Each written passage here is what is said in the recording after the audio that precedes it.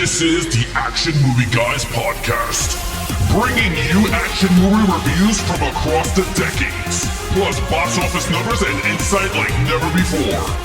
And now, your hosts of the Action Movie Guys podcast, Alex and Nate. What's up, everyone? Welcome to episode number 116 of the Action Movie Guys podcast. I'm your host, Nate. This is my co-host, Alex Figueroa. And this week we are continuing on with our action movies that people don't talk about much month. Of course, last week we did John Carter, and this week we are doing 2007's The Kingdom. Now, Alex, when was the last time you saw this, if you had ever seen it? Honestly, this is the first time me watching this movie. So, yeah. A first time watch. I love a good first time watch. Sometimes it's you, sometimes it's me. So this week it's you. So yes, we're going to be covering The Kingdom, directed by Peter Berg, starring a lot of actors. Honestly, when you watch it, you got to be like, what? This cast is a lot of people I know. But before we get into that, we, of course, are going to go over some box office numbers and some Rotten Tomatoes reviews, let you guys know what the critics thought, what the audiences thought, and if this made any money. So, Alex, please take it away with the box office. Yeah, so here we go. This is the box office numbers for The Kingdom from 2007. Domestic, $47 million. International, $39 million. Worldwide total of $87 million on a budget of $70 million.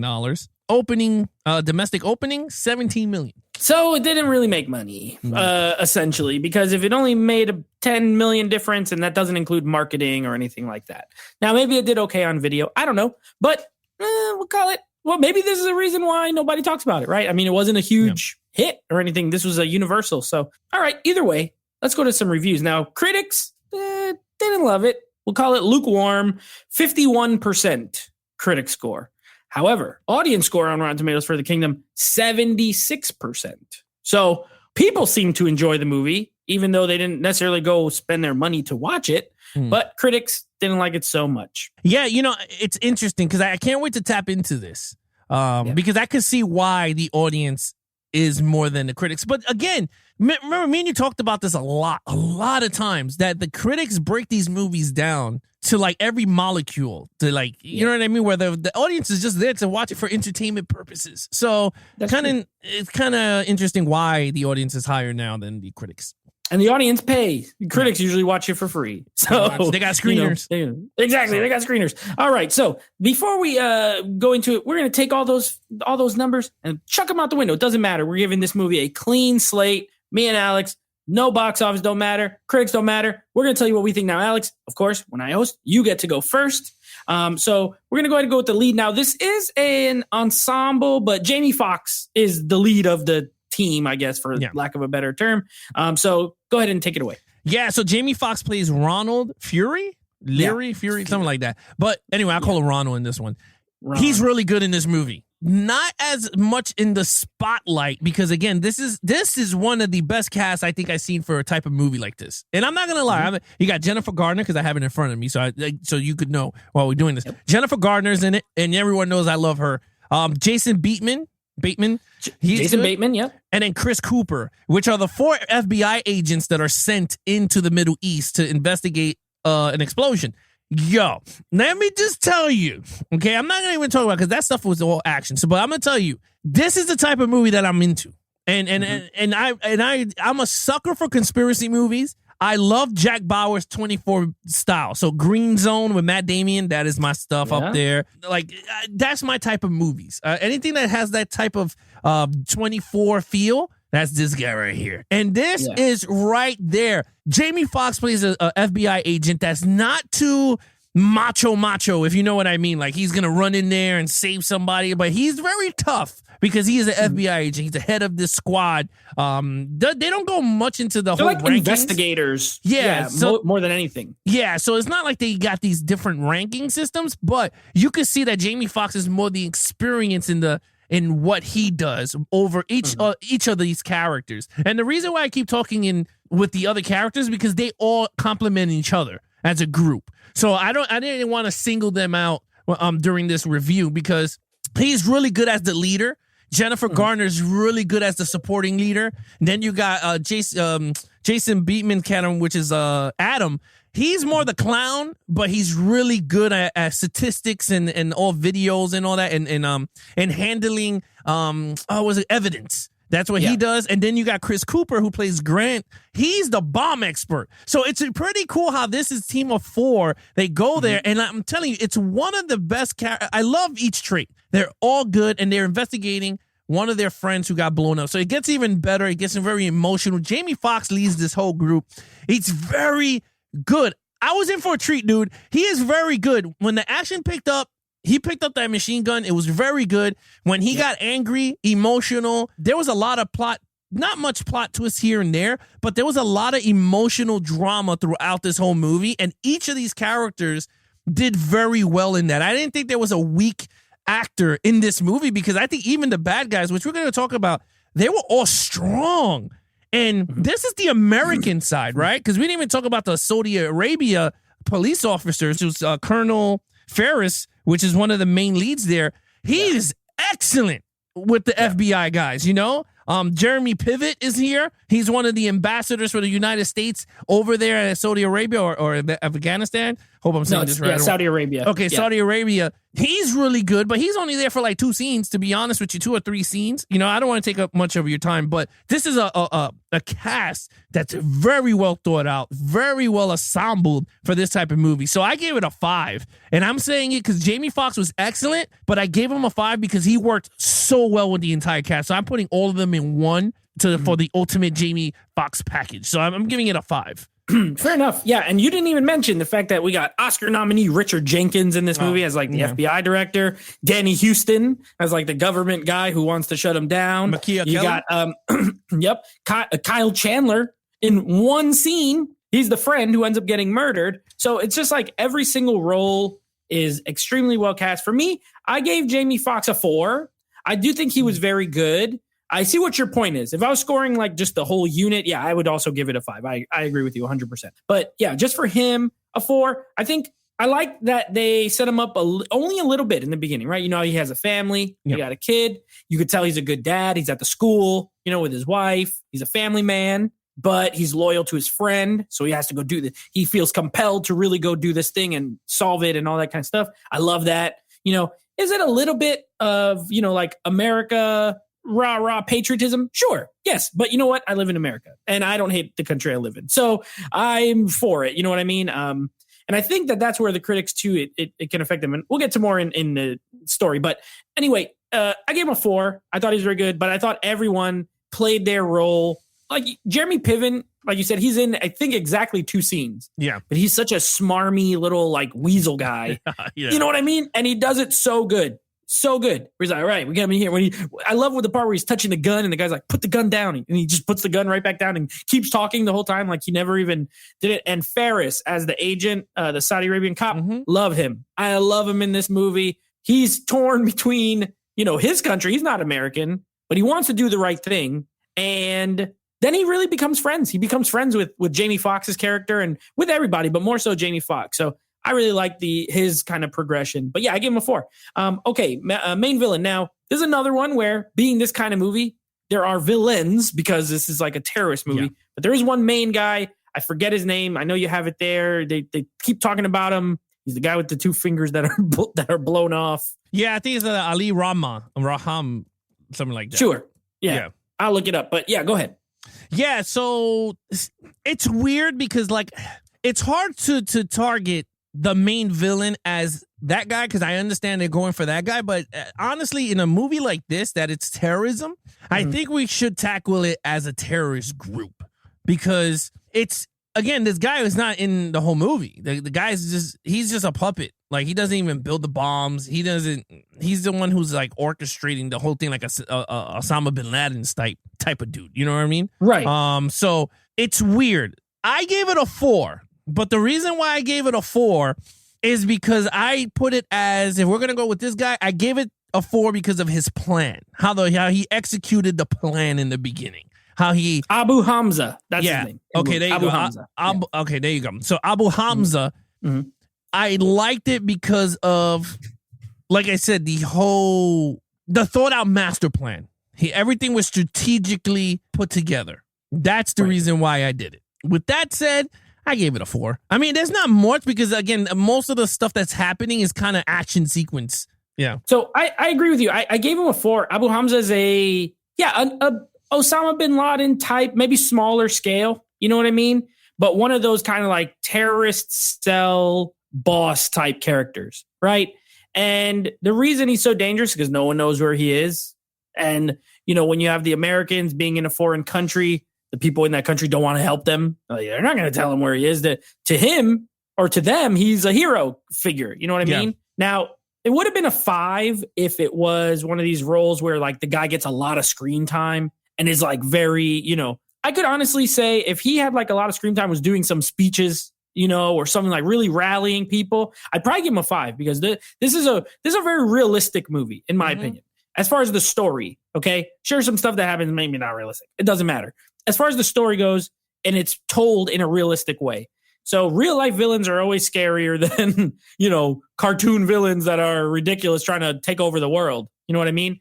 People like this exist. So I'm going to give him a 4 as well. I agree with you. I think he hates Americans, and the scene at the end is kind of chilling, when he's talking with the kid and the mom's like, well, what did he tell you? And he's like, we're going to kill them all. And it's like a never ending cycle. Both sides, the Americans, and they said the same exact thing. You know what I mean? So I thought that was interesting. But yeah, I also give him a 4. Okay, action.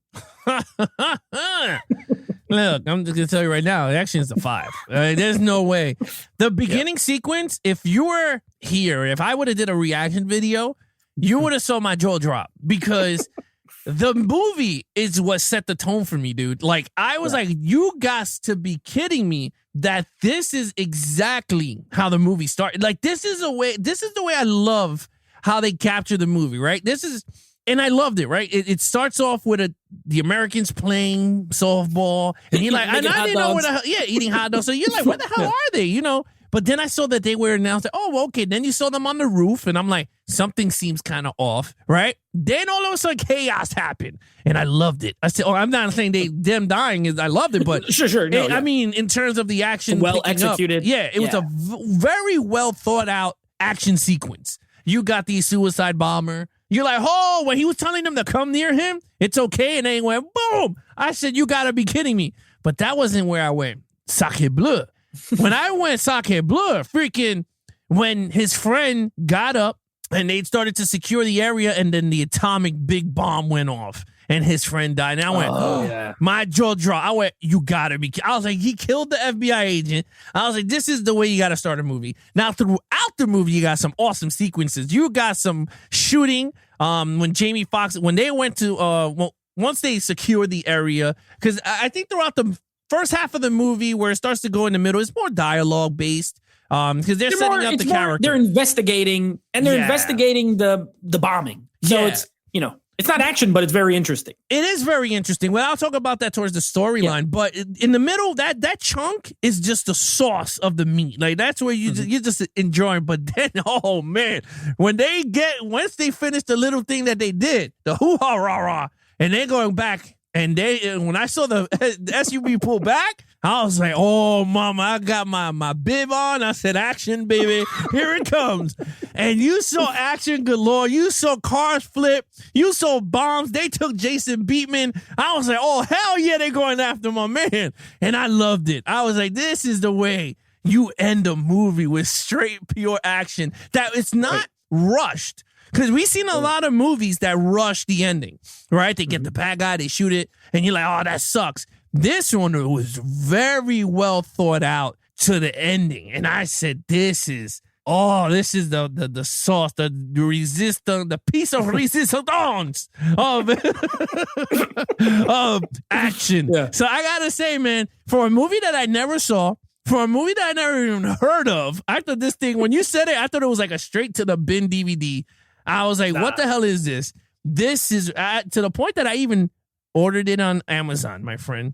Money well spent. It is, dude. I was like, this is awesome. Well, anyway, with that said, I gave it a 5 because this was awesome. What you got? Yeah, I saw this at the theater, so I knew. I was like, okay, I got to see this. So what Alex is referring to is essentially the last 30 minutes of the movie is one big action scene. So like, it's like, there's like the beginning part, like he said, with the bombing and there's like drive-by shootings. It's kind of scary, right? That's like the scary action. Like, oh my gosh, and the last part's scary action too. Because like I said, Peter Berg shoots this in a very realistic style, a lot of handheld. He's like right in there. You're not getting like crane shots and Michael Bay there's no slow motion. It is just like intense bullets flying at you. When they shoot rocket launchers, it looks like real life rockets are being shot at the screen. You remember last week when we reviewed Transporter, and I was like, I hate the way the rocket launcher looks. It like follows it. Like this looks like rocket launchers being shot. And then you get everything, dude. Like the shootout, you got the guys on the roof, you got the guys on the floor. It's like 4 versus like 100. Yeah. I love a good 4 versus 100 battle.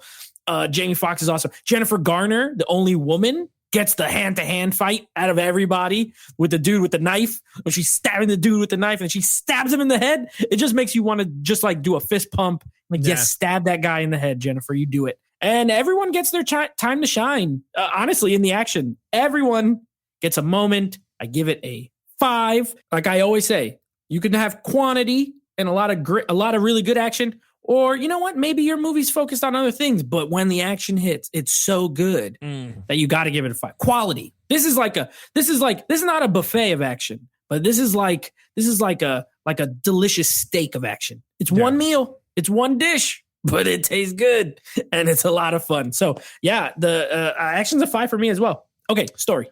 Now, I'm not saying this story is perfect. Okay, so sure. I'm going to say this out right now. I don't think the storyline is perfect, but I think it's a great storyline for this type of story. It was not. Is it overly done? Yes. Again, anything that has to do with Afghanistan, the Middle East versus the United States is always going to have some bomb situation. It's going to have some type of chaotic storyline for the audience to go through. So for me, it wasn't as crazy. So it's not original, whatever. I'm not giving it a 5, but I am giving it a 4 because it was a very well thought out storyline.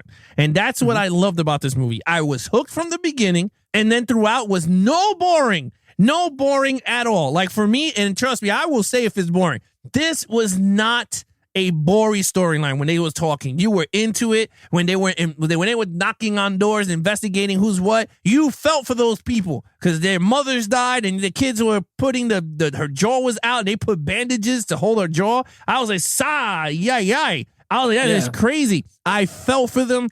I felt for all the agents losing their friends. This is why they were doing it. They went behind the government, so they knew when they come home, they're getting in trouble. I loved it. I think the storyline was very well throughout. I mean, the action sequences on its own helped this story being told. And Peter Berg, or I think that's his name, right? Peter Berg did a great job with this. I think he should do more movies like this. I mean, maybe I should watch more of his movies. If it's like this, he has others. Lone Survivor. He did Lone Survivor, which is another army movie. Did you like it if you've never seen it? Yeah, it is, but it's really good. Yeah, I will watch that. Yeah, I've never seen it. So again, I think he hit it out the park with this. Again, it's not a perfect movie. I don't want people to be like, oh, it's not. I'm giving it a great. I'm giving the great tag because this is a great movie, and I will guarantee you that you will. This is a rewatchable movie for anybody. There's no way that you're gonna say, I'm gonna watch this once. No, this is something that you go, you know what? And a couple of years later, you go, I'm in the mood to watch some The Kingdom. So with that, I give it a 4. I can't say it any better myself. I gave it a 4. I think it is anything post 2001, right? Anything post 9/11. There's a lot of these kind of movies. You mentioned Green Zone, Lone Survivor, another Peter Berg movie, this movie. There's a few others I can't think of, or Black Hawk Down. Like these Middle East war films. This is not a real war film, but it's the post 9/11 world, terrorist, Middle East stuff. And sure, are there other movies that do it better? Maybe. For me, this is up there as one of my favorite ones. I think Black Hawk Down is amazing. I think this is a really great movie. So I gave the storyline a 4 too. When you have bookend action scenes, like this movie has bookend action scenes, like it opens with some action and it closes with action. That middle part is very important. And like you said, it's never boring. It is perfectly paced. Like everything happens at the right time. And the reason it's not boring is because the entire movie, they are trying to solve this bombing. So there's one or two character moments which I like with Jennifer Garner, where they're like, she's a woman, so she can't do certain stuff, and they add these little things in when she's just like, this is crazy or whatever. But it's moments surrounded by story. Everything is storyline. Every single thing is like important. Every single thing they're talking about has a reason. There's no fluff. There's no filler. It all matters, and that is how you write a good script, in my opinion. So I gave it a 4 as well. Okay, overall. All right, so here we go. I don't want people to go crazy. Again, this is my overall. Everyone's going to have a different overall. And again, overall doesn't mean that the entire... No, each score that we're giving it is our opinions on it. Me and they have different opinions. My overall, this is a 5. I'm giving this the perfect because I think it has a great storyline. The action is subpar. One of the best actions that I've seen lately. I mean, we've seen a lot of movies here when we review, but... thinking about it, we haven't seen an action movie where it begins, where it ends, that it makes sense, and it tells the story while the action is happening. Like, you get emotional while you're seeing the action going through. So with me, everything worked out very well. This is an ensemble of actors. You got Oscar award winners left and right. You got Jennifer Gardner, which is the only girl. And then when she's in the presence of the prince, she has to wear a jacket because her boobs are so big. So you have so much, because that's what Jeremy Piven said. He goes, you got big Can we cover up these guys? Can we cover these up? Yeah. So again, I think everything worked out very well. You got a great director, great script writers, whoever wrote the script. Kudos to you guys, because this was actually a well thought out script. Honestly, there's nothing more I can say because the movie for itself, since I'd never seen it, I'm very happy that I did, and it's going up in my action collection because it's actually a really good freaking movie. So I highly recommend it. I gave it a 5, so it's a perfect for me. I don't know what you give it. I give it a 4. It's a 4 for me. An 8 out of 10. I always, of course, I always think in 10s, and I have to translate it. 8 out of 10. A great film. That's a great film in my opinion. 8 and higher is great. And then there's like amazing and like perfect. So it's a great film, like a 4. Great cast. And then some of them in a movie that you would not expect. Jason Bateman in an action movie is weird on paper. If you say that, hey, who do we want? Oh, Jason Bateman. But he's perfect. He's perfect for this role. And he doesn't do any action. Nope. He gets kidnapped. He gets almost murdered. He gets, you know what I mean?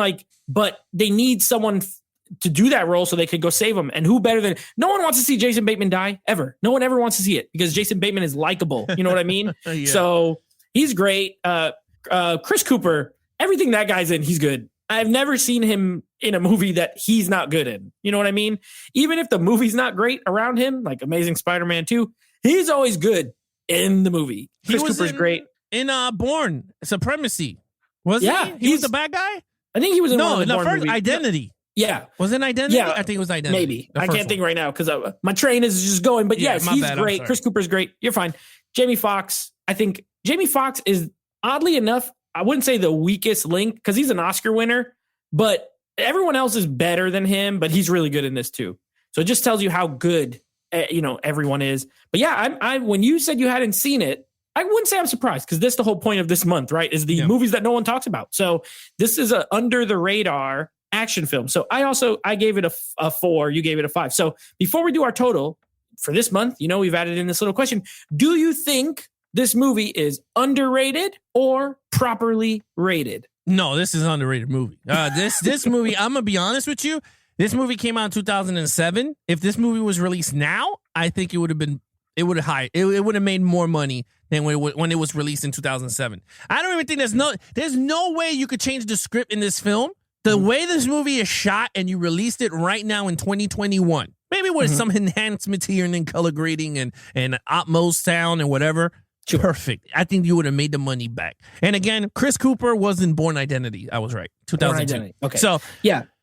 So it's underrated. Yeah. I agree. I've always thought it's underrated because I talk about this movie from time to time and people have not seen it. So anytime that like people don't even know what it is or they've never heard of it, I will be like, "Do you ever seen The Kingdom?" And they think I'm talking like Kingdom of Heaven. And I'm like, not The Kingdom of Heaven, just The Kingdom. Have you? No, I don't even know what that is. I'm like, Jamie Foxx. They're like, nope, I know Jamie Foxx, but I don't know that movie. So I think it is. I think John Carter was like barely underrated. And I think this is like severely underrated. Like, I think it's really good. Darn the critics and their 51%. it is a fantastic movie. What is your total score? My total score is a 23 out of a 25. You know, it's funny. You brought up John Connor. Carter. I keep calling him John Connor, but John Carter. I like that movie. And I'm not, I didn't hold I said it last week. I enjoyed that movie for what it was. So far, these two movies, I mean, yes, this movie is, to me, is way better than John Carter. But two movies that I could see myself, I mean, I'm putting The Kingdom in my quarter, but John, yeah, it is a very hidden gem so far. And I like the two movies so far we had this month. So, yeah, 23 out of 25. So we got to say shout out to the audience because they voted for these movies. And hopefully the next two continue. Now, I have seen the next. Oh, my score is a 21, by the way. 21 out of 25 for me. Almost, it's all 4s and a 5. So I gave nothing less than a 4 in this movie. Well executed. Peter Berg. Alex, you got to get on the Peter Berg train. I think he's only made one like truly terrible film, and that was Mile 22. I think that's pretty awful. It has some okay action, but it's not good. But Lone Survivor, we're doing Deepwater Horizon next month, which is a Mark Wahlberg movie that he directed. I've seen that one. Patriots Day, he directed. Hancock, The Rundown with The Rock and Sean William Scott. A great adventure film. And then Very Bad Things was like a dark comedy that he did. That was like one of his first movies. Are those all the movies you're covering? No, I'm just saying he's done them and you should watch them. That's a good month. I was like, you should know. No, you should watch them. But if you haven't seen them, but Battleship. Now he directed Battleship. And if you watch it knowing what he was doing, I think it's better because he was really taking the piss out of those movies. He was not making a serious attempt at Battleship. And once you know that and you watch it, you're like, this movie's pretty good. It's pretty good. That's the Rihanna movie, it was stupid. Right? Yeah, he's like, this is so dumb. I'm just going to go full cheese. And then it's pretty fun. So Peter Berg's great. All right. So that wraps up this one. Now, of course, next week, we continue on with our Transporter series with Transporter 3. And of course, we're continuing on with the movies, the action movies that no one talks about with another one. I don't think you've seen this one. This is a movie called Doomsday. Have you seen Doomsday? I know it's a post-apocalyptic version, right? Yeah. No. Yeah. Directed by Neil Marshall. And he did a lot of Game of Thrones episodes. He directed the Hellboy, the reboot of Hellboy, and The Descent, the horror film, The Descent, and stars Rona Mitra from Underworld 3, one of our favorite Underworld movies. So she's the main lead actress in that movie. And Bob Hoskins from Who Framed Roger Rabbit. So he pops up in Doomsday as well. Yeah, so we'll see. I remember seeing it, but that's all I'll say. So that's what we got coming up next week. Hey, that's not bad. But again, guys, if you want to follow us on our social media accounts, please follow Nate over on Instagram at NateFlix Reviews. Check out the podcast with him and his friends called NateFlix Movie Reviews. Anything action movie, guys, all you have to do is go to Levels of Geeks on YouTube. So youtube.com/Levels of Geeks. Anything Levels of Geeks, you can find us on Twitter at Levels of Geeks. Till then, I'm your host, Alex Figueroa, and that is Nate from NateFlix Reviews. Be awesome to each other and geek out.